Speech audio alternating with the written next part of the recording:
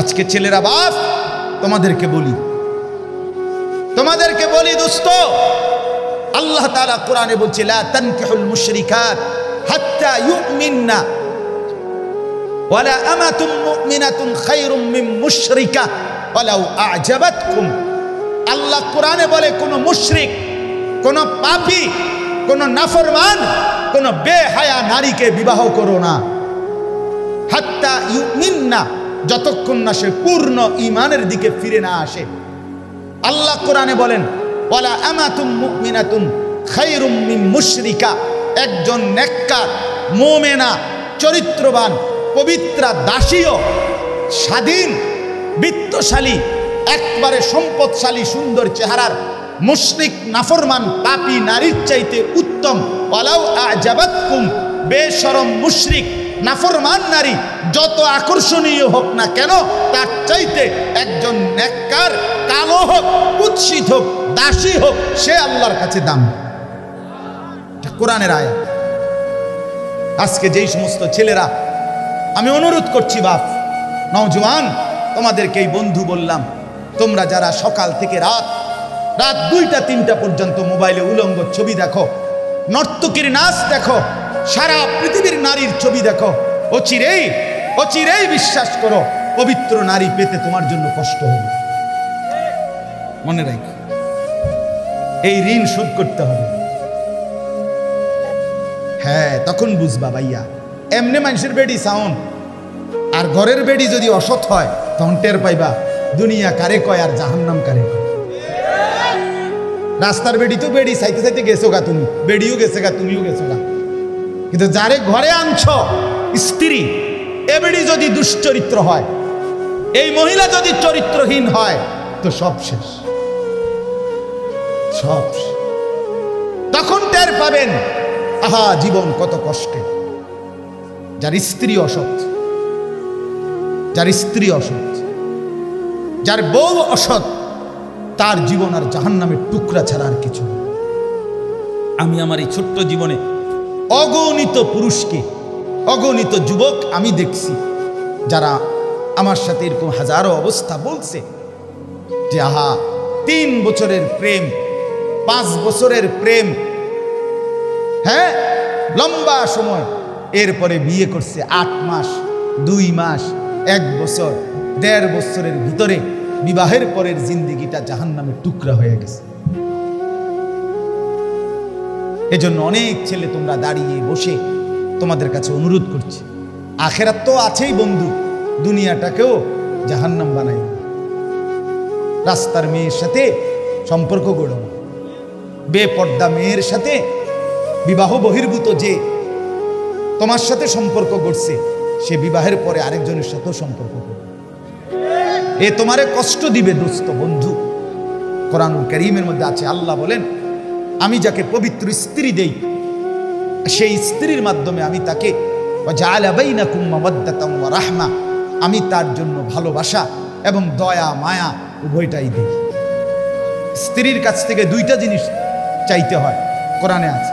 এক হলো মহব্বত চাইতে হয়, ভালোবাসা চাইতে হয়, আরেকটা হলো দয়া মায়া চাইতে হয়। শুধু মহব্বত 2টাই লাগবে। আমি 2008 সালে বিয়ে করছি, আজকে 2023 সাল, আমার এই 15 বছরের বিবাহের জীবনে তো আমার স্ত্রী আছে, হালাল স্ত্রী। তো আমি যখন 2020 সালে মোটর সাইকেল অ্যাক্সিডেন্ট করে পাও ভাঙ্গিয়া ফেলছি, তখন আমি প্রায় দীর্ঘ 6 মাসের মতো বিছানায় এক জায়গাতে 3 মাস, প্রথম 3 মাস পড়েছিলাম। হসপিটাল থেকে আইনা আমারে যেখানে রাখছে ওইখানেই আমি পড়েছিলাম, এক সুতা নড়াচড়া করতে পারি নাই। পেশাব পায়খানা, অজু, গোসল, খানা, খাদ্য সব কিছু এই এক জায়গায়। তো সেই 6 মাসের লাগাতার আমার রাত দিনের সমস্ত খেদমত দয়া মায়া করে আমার বিবি করছে। এটা রাস্তার নর্তকীর থেকে তুমি পাইতা না, এটা মিলবে না। জন্য স্ত্রী মানে শুধুই কি না উপভোগের সামগ্রী না, সে ভালোবাসারও জন, দয়া মায়ারও জন। দয়া মায়াও দরকার, দয়া মায়াও দরকার। আজ তুমি যদি চরিত্র নষ্ট করো, অচিরেই তোমার জন্য চরিত্রহীন নারী মিলবে। এটা কোরআনের ওয়াদা, আল্লাহর একেবারে ডাইরেক্ট ওয়াদা শুনে দিই। কোরআনের আয়াত শুনুন, এই যে দেখেন আল্লাহ তাআলা কোরআনে বলছেন সূরা নূর, আল খাবিসাতু লিল খাবিসিন, খবিস পুরুষের জন্য খবিস নারী, আল খাবিসুনা লিল খাবিসাত, খবিস নারীর জন্য খবিস পুরুষ। এই ডাইরেক্ট কোরআনের আয়াত, ঠিক কইলেও ঠিক, ঠিক না কইলেও ঠিক। বুঝেন না, এটা কোরআনের আয়াত না, যে ঠিক কইলেও কি ঠিক, ঠিক না কইলেও কি। এই যে আত-তাইয়িবাতু লিত-তাইয়িবিন ওয়াত-তাইয়িবুনা লিত-তাইয়িবাত, রব্বুল আলামিন বলেন আর পবিত্র পুরুষের জন্য পবিত্র নারী, পবিত্র নারীর জন্য পবিত্র পুরুষ। হ্যাঁ, টিট পর টেট নাকি, ইট মারলে পাটকেল খেতে। তার মানে হলো আজকে তুমি নষ্ট হইলে কচিরেই তুমি নষ্টটাই নিতে এ বেশি দিন লাগবে না। রঙের গুড্ডি কাইটা যায়, গুড্ডি কাইটা যায় না, এই রঙের গুড্ডি দেখতে দেখতে নাই, এই জন্য নষ্ট হয়ে হায়াত লম্বা। আল্লাহ হায়াত দিলে, আল্লাহ যদি বাঁচায় রাখে 60 বছর, আল্লাহ বাঁচায় রাখলে 70 বছর, ফুর্তি করলা তামসা করলা নয়তো 7 বছর, নয়তো 10 বছর যন্ত্রণা ভুগতে হবে, নয়তো 40 বছর দুনিয়াতেই মিয়া। এরপরে আখিরাত সেটা তো আছে, সেটা তো পরের বিষয়, দুনিয়াতেই যন্ত্রণা ভোগ করতে। আল্লাহ তাআলা আমাদেরকে বুঝার তৌফিক দান করেন। আমি লম্বা করলাম এই প্রসঙ্গটা, এতক্ষণ ধরে বলার উদ্দেশ্য এই কথাটাই বুঝানো। তোমরা অনেক ছেলে বাপ, তোমাদের জিন্দিগি যদি সুন্দর হয় তোমারই ভালো।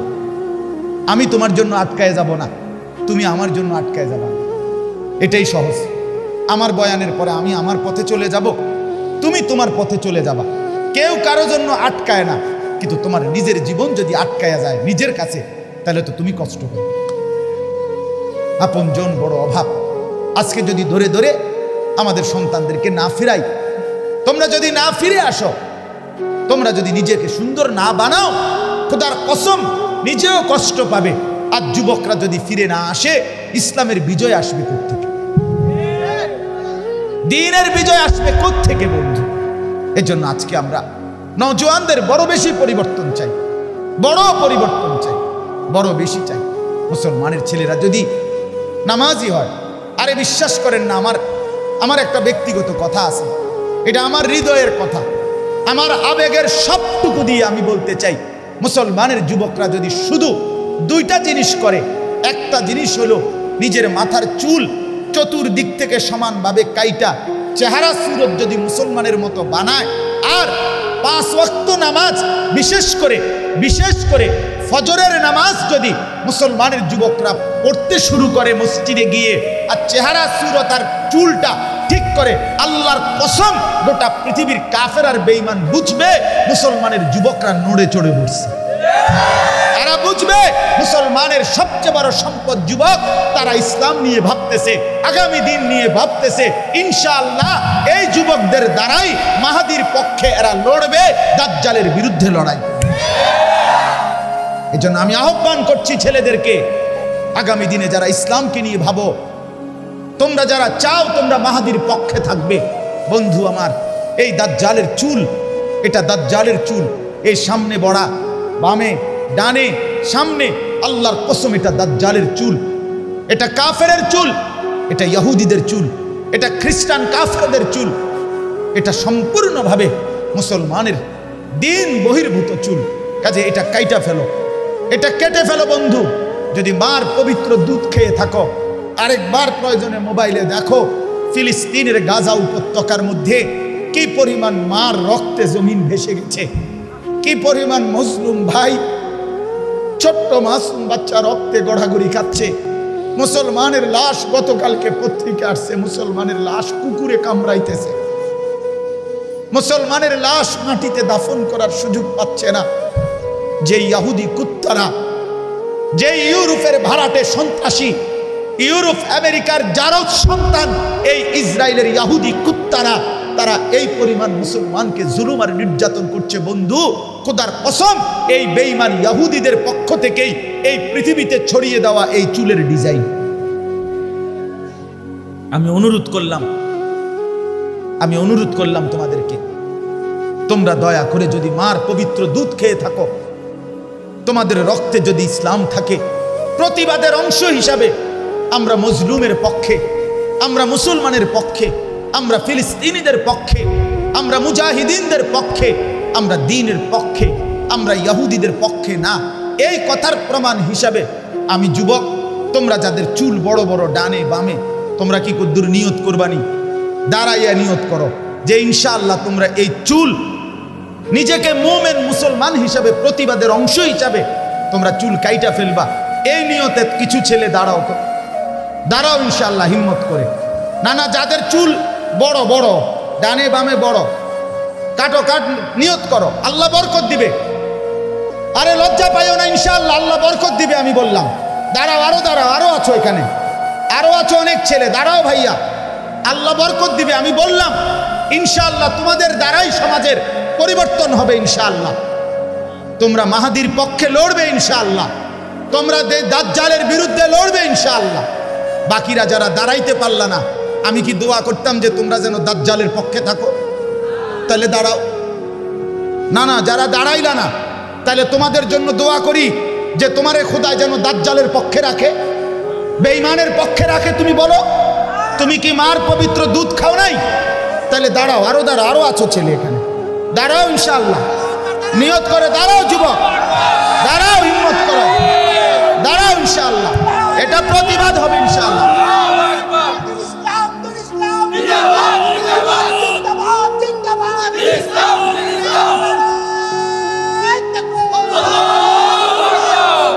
আমরা প্রত্যেকেই বসো ভাইয়া, আমার অনুরোধ এটা, তোমাদেরকে ফিরতেই হবে, তোমরা নড়তে হবে, তোমরা নড়ে চড়ে বসতে হবে ছেলেরা। তোমরা একথা বেঈমানকে বুঝাইতে হবে আমরা মুসলমানের এত লক্ষ কোটি যুবক মরে যাই নাই, আমরা হারিয়ে যাই নাই, আমরা আমাদের মজলুমের রক্তের বদলা চাই, আমরা মোমেনের রক্তের তাজা খুনের বদলা চাই। আরে আল্লাহর কাছে বলো যে রব্বে করিম আপনি আমাকে সুযোগ দেন, আমি মজলুমের জন্য জান দিয়ে দিতে রাজি আছি। এটা চাইতে হবে বন্ধু, আল্লাহর কাছ থেকে তৌফিক চাও। মাত্র 92 লক্ষ কাফের ইহুদি, 1 কোটি না, 23 লক্ষ মুসলমান গাজা উপত্যকায়। বিশ্বাস করো বাপ, একটা মুসলমানের একটা ঘর ভিটা মাটি আর মাটির উপরে নাই। আজকে 1.5 মাসের অব্যাহত নির্বিচারে বোমা বর্ষণ করে মুসলমানের একটা কুড়ে ঘরও আর মাটির উপরে নাই। মুসলমান তার লাশ দাফন করতে দিচ্ছে না। গতকালকে আমি নিজে পত্রিকায় দেখছি, কুকুরে মুসলমানের লাশ কামড়াইতেছে, মৃত লাশ নিয়ে টানা হেসরা করতেছে। এরপরে কাফের বেঈমান ইহুদিদের সরাসরি আমেরিকা প্রতি মিনিট, আমেরিকার এই বেঈমান, এই বুড়া বেঈমান জো বাইডেন নামে এই বুড়া গাদ্দার প্রতি মুহূর্তে ইসরায়েলের ইহুদিদেরকে সহযোগিতা করছে। অতএব এত রক্ত, এত লাশ, মুমিনের এত পবিত্র দেহ এইভাবে অকাতরে রক্তে গড়াগড়ি খাচ্ছে, শহীদ হচ্ছে, এরপরেও কি আমাদের ফিরবার সময় হয় নাই? বলো না ভাইয়া, এরপরেও আমাদের আল্লাহকে ডাকার টাইম হয় নাই?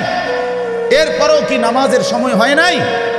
আহা, কার আশ্রয়ে জীবন কাটাচ্ছ ছেলেরা? বাপ, সারাদিনে যারা 1 ওয়াক্ত নামাজ পড়ো না, আল্লাহকে তো ছেড়ে দিলা বুঝলাম, কিন্তু কার আশ্রয় নিলা? ঠিক আছে, ধরে নিলাম তুমি আল্লাহকে ছেড়ে দিছো, আল্লাহকে পছন্দ হচ্ছে না, আল্লাহ তোমার লাগবে না, আচ্ছা বুঝলাম, তো এরপরে কার থেকে নিরাপত্তা নিবা? কে নিরাপত্তা দিবে? সারাদিন সারা রাত মোবাইলে 2 আঙ্গুলে টিপ্পা, উলঙ্গ ছবি যে দেখো, নারীর ছবি যে দেখো বন্ধু, আল্লাহকে তো ভুলে গেলা। এখন কার আশ্রয়ে, কার নিরাপত্তা নিবে? 92 লক্ষ ইহুদি আক্রমণ করছে, 23 লাখ মুসলমান সর্বহারা। পত্রিকা আসছে 7 লক্ষ শিশু ফিলিস্তিনের যারা সর্বহারা, তাদের মাও নাই বাবাও নাই, তারা জানে না আগামী দিনে তারা কোথায় আশ্রয় মিলবে। মা নাই বাবা নাই, এই অবুঝ বাচ্চাদের ভবিষ্যৎ কি? বাবু এই যে ওই যে বাচ্চা দেখেন ওই ভাইয়ের কোলে, 1 মিনিট যে বাপ তার সন্তানটাকে বুক ছাড়া করতে চায় না। আমারও তো একটা 2 বছরের মেয়ে আছে, যতক্ষণ বাসায় থাকি আমার বুকের কাছে কোলের কাছে থাকে। তাহলে এই 2 বছরের 3 বছরের 7 বছরের এই বাচ্চাগুলো তাদের আশ্রয় কোথায়?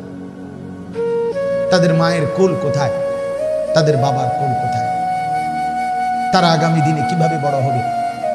এজন্য বন্ধু, ফেরার টাইম হয়েছে, আমরা ফিরতেই হবে। আমাদের আল্লাহর সাথে আমাদের সম্পর্ক বাড়াইতে হবে। আমরা আল্লাহর সাথে চুক্তিবদ্ধ হইতে হবে যে আল্লাহ, আমরা জীবন দেব, আমরা জান দেব, আমরা মাল দেব। আল্লাহ তাআলা বলেন আমি বিজয়ও দেব, জান্নাতও দেব, দুটোটাই দেব। এই আয়াত শুনেন কোরআনুল কারীমের মধ্যে 11 নম্বর পারা 9 নম্বর সূরা, সূরা তাওবার 111 নম্বর আয়াত। আল্লাহ তাআলা বলতেছেন ইন্নাল্লাহা আশতারা মিনাল মুমিনিনা আনফুসাহুম ওয়া আমওয়ালাহুম বিআন্না লাহুমুল জান্নাহ। আল্লাহ তাআলা বলে নিশ্চয়ই আল্লাহ সমস্ত মুমিনদের থেকে কিনে নিয়েছেন তাদের জান এবং মাল। তাহলে আল্লাহ হলেন ক্রেতা, আমরা ইমানদাররা হলাম বিক্রেতা। আমরা বিক্রি করতে চাই জান এবং মাল, আল্লাহও কিনতে চায়। আল্লাহকে শুধু প্রশ্ন করি, আল্লাহ মূল্য দিবেন কি? আমরা যে দেব বেচমু, দাম শোধ করবেন কি দিয়া? আল্লাহ বলেন বিআন্না লাহুমুল জান্নাহ, জান আর মাল দাও, আমি আল্লাহ তাআলার জান্নাত বুঝেন। আল্লাহ বলেন এবার যদি রাজি থাকো তাহলে এখন কি করতে হবে? ইউকাতিলুনা ফি সাবিলিল্লাহ, জীবনের প্রতি মুহূর্তে আমি আল্লাহর রাস্তায় জান বাজি রেখে জিহাদ করতে হবে। নিজের জীবন বিলিয়ে দেওয়ার সর্বোচ্চ স্বপ্ন রাখতে হবে। নামাজ, রোজা, হজ, যাকাত, জিকির, তেলাওয়াত, হালাল হারাম এটা যেমন করণীয়, জিহাদ ফি সাবিলিল্লাহ এটাও করণীয়। আল্লাহর রাস্তায় শাহাদাত হওয়ার, কলিজা বিলিয়ে দেওয়ার স্বপ্ন দেখা, এটাও সমানভাবে গুরুত্বপূর্ণ। অতএব আল্লাহ বলেন এই লেনদেন করো, এই সিদ্ধান্ত নাও যে জান দেওয়ার সময় হলে জান দিবা, মাল দেওয়ার সময় হলে মাল দিবা, আমার রাস্তায় জিহাদ করবা। ফায়াকতুলুনা ওয়া ইউকতালুন, হয় নিজে মারবা নয় নিজে মরবা। আল্লাহ বলেন বিনিময়ে আমি জান্নাত দেব। তুমি যদি বিজয়ী হও তাইলেও জান্নাত, তুমি যদি শহীদ হও তাইলেও জান্নাত। সুবহানাল্লাহ। এই জন্য ফিলিস্তিনের হামাস মুসলিম মুজাহিদ যারা যুদ্ধ করছে, জিতলেও তাদের জান্নাত, শহীদ হলেও তাদের জান্নাত। বলেন আলহামদুলিল্লাহ। এরপর আল্লাহ বলেন ওয়াদান আলাইহি হাক্কান, আমার এই কথা কিন্তু সত্য সত্য ওয়াদা। তুমি তোমার জান মাল আমাকে দাও, আমার থেকে জান্নাত বুঝে নাও। আমার রাস্তায় জান মাল দিয়ে জিহাদ করবা, মারবা কিংবা মরবা, বিনিময়ে জান্নাত দেব, এটা আমার সত্য সত্য ওয়াদা। আর নতুন ওয়াদা না। ইতিপূর্বে ফিত তাওরাত ওয়াল ইনজিল ওয়াল কোরআন, আমি তাওরাত কিতাব, ইনজিল কিতাব আর এখনকার এই কোরআন, সবগুলো কিতাবের মধ্যে আমি এই একই সিদ্ধান্ত বারবার নাজিল করেছি। জীবন দাও আমার জন্য, মাল দাও আমার জন্য, আমার থেকে জান্নাত বুঝে নাও। এরপরে আল্লাহ বলেন ওমান আওফা বিআহদিহি মিনাল্লাহ, আর শুনে নাও আমি আল্লাহর চাইতে ওয়াদা রক্ষাকারী, ওয়াদা পূরণকারী আমার চাইতে অধিক বেশি আর কেউ নয়। আর কেউ আছে আল্লাহর চাইতে অধিক ওয়াদা রক্ষাকারী? আর কেউ হইতে পারে? আল্লাহর কথার নড়চড় হয়?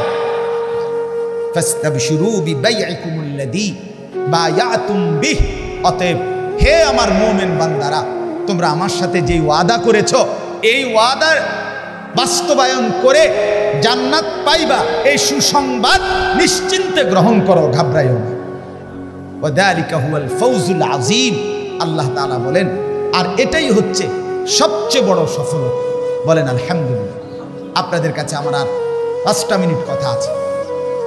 এই আয়াতের আলোকে কি বুঝলেন? এই আয়াতের আলোকে বুঝলাম আমাদের জান, আমাদের মাল সবটাই আল্লাহর জন্য। কার জন্য বলেন না?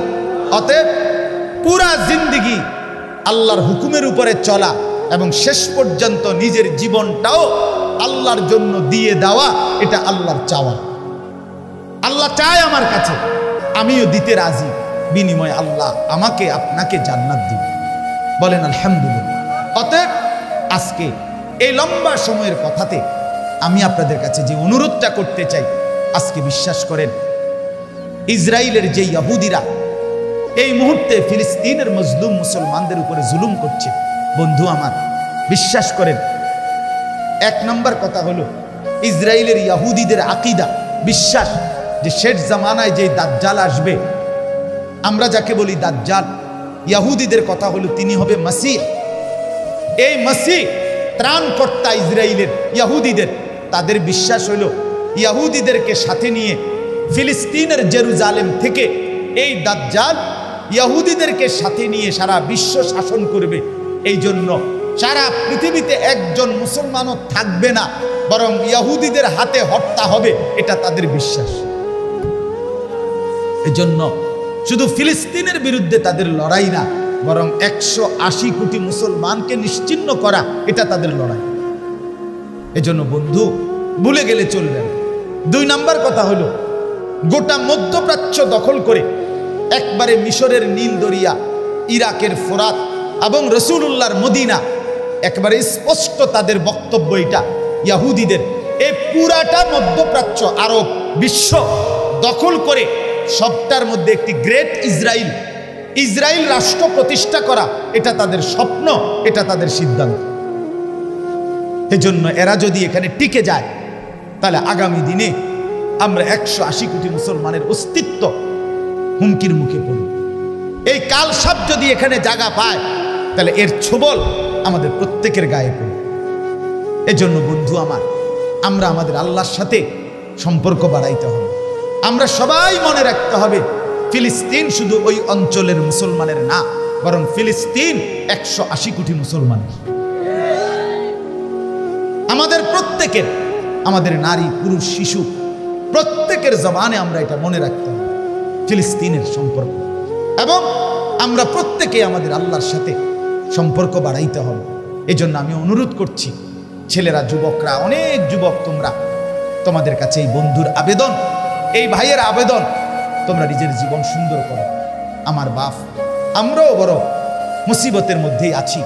অতএব আমরা প্রত্যেকেই সার্বক্ষণিক অনিরাপত্তা আমাদের জন্য। পৃথিবীর সর্বত্র মুসলমান যদি নির্যাতিত হয়, এমন কি হতে পারে না অচিরেই আমাদের এই অব্যাহত নাফরমানি আর অশ্লীলতা, বেহায়াপনা, আমাদের এই বেনামাজি জিন্দিগি আর বেপর্দা জিন্দিগির কারণে আমাদের উপরে আযাব আসতে পারে না? আমাদের উপরে কাফের মুশরিকদের নির্যাতন হতে পারে না? সেদিন আমাদের আশ্রয় মিলবে কোথায়?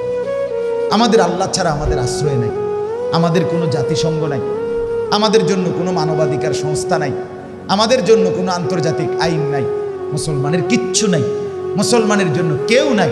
খোদার কসম, মুসলমানের আছে শুধুই একজন, তিনি আমাদের আল্লাহ। অতএব আল্লাহর সাথে সম্পর্ক বাড়া, আল্লাহর সাথে সম্পর্ক বাড়া।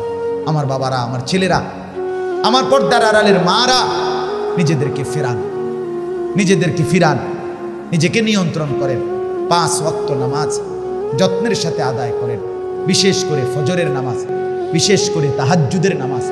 আল্লাহর কোরআনে আল্লাহ বলছে, ফজরের নামাজে অভ্যস্ত যারা, তাহাজ্জুদ নামাজে অভ্যস্ত যারা, বিজয় তাদের কপালে, তাদের কপালে বিজয়। ফজরের নামাজের মুসল্লি ছাড়া আল্লাহর রাস্তায় যুদ্ধ করার মতো হিম্মত আসে না। তাহাজ্জুদ নামাজে অভ্যস্ত হওয়া ছাড়া নিজের জান বিলিয়ে দেওয়ার মতো শক্তি, হিম্মত আসে না। এজন্য বন্ধু, বেনামাজি সন্তান তোমরা যারা, তোমরা পারতা না, তোমরা পারবা না। নারী তোমাদেরকে পিছে ধরাই দিবে। মদের নেশা, জুয়ার নেশা, মোবাইলের নেশা, তোমাদের অব্যাহত গুনাহ তোমাদের শরীরকে নিস্তেজ বানায় দিবে, তোমরা পারবা না। এজন্য দয়া করে ফিরে আসো নামাজের দিকে, আল্লাহর দিকে, আখিরাতের দিকে, সেজদার দিকে। ইনশাআল্লাহ জীবন সুন্দর হবে, দুনিয়াও সুন্দর হবে, আখিরাতও সুন্দর হবে। সর্বশেষ কথা হলো, একটা প্রতিবাদ তো আমরা বললাম যে আমাদের ছেলেরা যদি নামাজি হয়, ছেলেরা যদি চেহারা সুরত চুল লেবাস ঠিক করে, ইনশাআল্লাহ বেঈমান বুঝবে মুসলমানের সন্তানরা নড়ে চড়ে বসছে। আর 2 নম্বর কথা হলো, আপনাদের সবার কাছে আপনারা প্রত্যেকেই, সারা পৃথিবীর ওলামায়ে কেরাম বারবার অনুরোধ করতেছে, আপনাদের কাছে আমরা অনুরোধ করছি, প্রতিদিন আমরা বলতেছি, সর্বান্তকরণে আমরা সর্বোচ্চ চেষ্টা করে মার্কিন এবং ইসরায়েলি পণ্য বর্জন করবেন। বলেন ইনশাআল্লাহ। এটা এই মুহূর্তে একটা বড়সড় প্রতিবাদ, বড়সড় প্রতিবাদ। মাকে এদের বলবেন, বোনকে বলবেন, লাক্স সাবান, ডাব সাবান যেন ব্যবহার না করে, fair and lovely, Pond's cream যেন ব্যবহার না করে, ক্লোজ আপ, পেপসুডেন্ট যেন ব্যবহার না করে, পেপসি, 7 আপ, কোক এগুলো যেন ব্যবহার না করে। কিনলে একটা পানি আছে, কিনলে আরটা হলো একুয়াফিনা, এই 2টা পানির বোতল সরাসরি ইসরায়েলের, এই 2টা পানি ব্যবহার না করা। সার্ফ এক্সেল, হুইল পাউডার এগুলো যেন ব্যবহার না করে, রিন, একই এগুলো। অর্থাৎ আরো আছে, আমি মোটা দাগের গুলো বললাম, যেটি বেসিক লাগে। আমরা মাদেরকে বলবেন, বোনদেরকে বলবেন, ঘরে ঘরে বলবেন, বলে আমরা 2-4 জন ব্যবহার না করলে কি হবে? না রে বন্ধু, আমরা 2-4 জন ব্যবহার না করলে কিছু হবে না। ব্যবহার না করলে আমাদের ইমানের হক আদায় হবে, মজলুমের প্রতি সামান্য হলেও সমবেদনা জানানো হবে। যাদের রক্তে আমার মা বোনের রক্তে ভাসছে, ওই বেঈমানদের পণ্যের উপরে আমরা থুতু মারলাম, থুতু মারলাম, থুতু মারলাম, আমরা থুতু মারলাম। অতএব আমরা প্রত্যেকে ইনশাআল্লাহ হিম্মতের সাথে বলবেন তো ইনশাআল্লাহ, চেষ্টা করবেন, চেষ্টা করবেন। আমি গত সপ্তাহে 2 জায়গায় ছিলাম, দোনো জায়গায় গোসলের সময় লাক্স সাবান দিছে। 2 বাড়িতে মাহফিলের কারণে আসি নাই, দোনো জায়গায় সাবান ছাড়াই গোসল করছে। আমি বলছি না, ব্যবহার করব। হুজুরটি ফুরান, আগের কিনা, আমি আগের কিনাও ব্যবহার করব। আমার মাদ্রাসায় বলার পরে 400-র মতো ছাত্র আমার, আলহামদুলিল্লাহ সমস্ত ছাত্র, তাদের যার কাছে যতগুলো মার্কিন পণ্য আছে, এই ছোট ছোট শ্যাম্পু, সাবান, ক্লোজ আপ, টুথপেস্ট যা আছে, মানে 3 বালতি আমার মাদ্রাসার বাচ্চারা জমা দিয়ে ফেলাই দিছে, সব ফেলে দিছে। ইনশাআল্লাহ সারা পৃথিবীর মধ্যে মুসলমানদের মধ্যে এই বয়কট বর্জন, এটা অনেকভাবে একটি কার্যকর, এই মুহূর্তের একটি প্রয়োজনীয় কাজ আমাদের, আমরা চেষ্টা করব। ঠিক আছে ইনশাআল্লাহ। যুবক ভাই, তোমরাও নিজের ডানে বামে বন্ধু, দোস্ত, আহবাবদেরকে মনে করায় দিও, দেখবা এতে করেও বড় প্রতিবাদ হবে। আর সর্বশেষ কথা হলো, কোনোভাবে হতাশ হবেন না, ইনশাআল্লাহ জিতবে ফিলিস্তিন। বলেন জিতবে কে? আবার বলেন, আবার বলেন, আরো জোরে, জোর হলো না, সবাই মিলে জিতবে কে? জিতবে কে? আরো জোরে, ইনশাআল্লাহ ফিলিস্তিন জিতবে। হামাসের মুসলিম মুজাহিদরা জিতবে। যে রক্তে মুমিনের লাশ পড়ছে, যেখানে মুমিনের তাজা খুন ঝরেছে, সেখানে কালেমার পতাকা উড়বেই উড়বে, ইমানের পতাকা, বিজয়ের পতাকা উড়বে ইনশাআল্লাহ। ইসরায়েল হেরে যাবে, ইহুদি কুত্তারা হেরে যাবে ইনশাআল্লাহ, হেরে যাবে। হতাশ হবেন, হতাশ হবেন। আল্লাহকে বলেন রব্বে করিমের সাথে সম্পর্ক বাড়ান। আল্লাহ তাআলা আমাদেরকে তৌফিক দান করেন, কবুল করেন, আমিন। আমার ভাই, আমরা প্রত্যেকেই নিজেদের ঈমান আমলের দিকে যত্নবান হব। এশার নামাজ পড়বেন, এখন থেকে নিজের পরিবর্তন শুরু করেন। আমার যে ছোট্ট মাদ্রাসা আছে ময়নামতি সাহেবের বাজার মাদ্রাসায় আশরাফুল উলুম, ওই মাদ্রাসায় প্রত্যেক মাসের 2য় শনিবার মাসিক ইসলাহি মজলিস হয়। আসর থেকে এশা পর্যন্ত বয়ান হয়। আপনাদেরকে দাওয়াত দিলাম, যুবক ভাইদেরকে। এই আপনাদের কাছাকাছি ময়নামতি সাবের বাজার বলে যেটারে, এই সাবের বাজার গরু বাজারের পাশে আমাদের মাদ্রাসা। আপনারা যাওয়ার চেষ্টা করবেন। প্রতি মাসের 2য় শনিবার আমার গাড়িতে আমরা ছোট্ট 2টা বই, আমার একজন বড় বুজুর্গ খুলনার হজরত, ওনার বই বিক্রি করি। আপনার রাসূলুল্লাহ সাল্লাল্লাহু আলাইহি সাল্লাম তাহাজ্জুদ নামাজ রাত্রিবেলা কিভাবে পড়তেন, কতক্ষণ পড়তেন, কি পড়তেন, সব কিছু নিয়ে বিস্তারিত নবীজির দোয়া, মুনাজাত এবং তাহাজ্জুদ নামাজের বর্ণনা এই কিতাবে আছে। রাসূলুল্লাহ সাল্লাল্লাহু আলাইহি সাল্লামের উপরে সাহাবায়ে কেরাম যেই দুরুদ শরীফ পড়তেন, এমন 40টা দুরুদ এবং নবীজিকে স্বপ্নে দেখার আমল কি, এই ছোট্ট বইটাতে আছে। আমার বাংলাদেশের একজন অন্যতম বুজুর্গ খুলনার আল্লামা মুফতি নুরুল আমিন সাহেব হজরতের লিখিত এই দুইটা বই 220 টাকা মূল্যে আমরা বিক্রি করি। আমার কোনো বেনিফিটের জন্য না, এটা খুব ফায়দা, আমরা নিজেরা আমল করি, এই জন্য আপনাদের কাছে বললাম। যদি সুযোগ হয়, দরকার হয়, আপনারা যাওয়ার সময় কিনে নেবেন। আল্লাহ তাআলা তৌফিক দেন, আল্লাহ কবুল করেন। সুবহানাল্লাহি ওয়া বিহামদিহি।